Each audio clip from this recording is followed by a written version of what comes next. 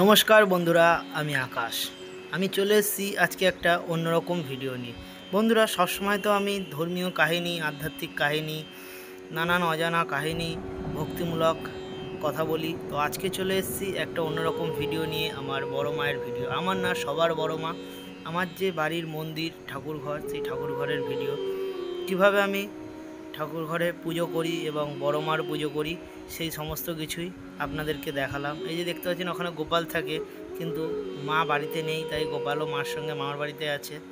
আর এখানে এই যে বড় মা দেখতে পাচ্ছেন, যে বড় মাকে কত সুন্দরভাবে সাজিয়েছি। আজকে শুক্রবার, বড় মার ভোগও নিবেদন করেছি এবং বড় মাকে সুন্দরভাবে সাজিয়েছি। আপনাদের কেমন লাগছে বড় মাকে অবশ্যই কমেন্ট করে জানাবেন।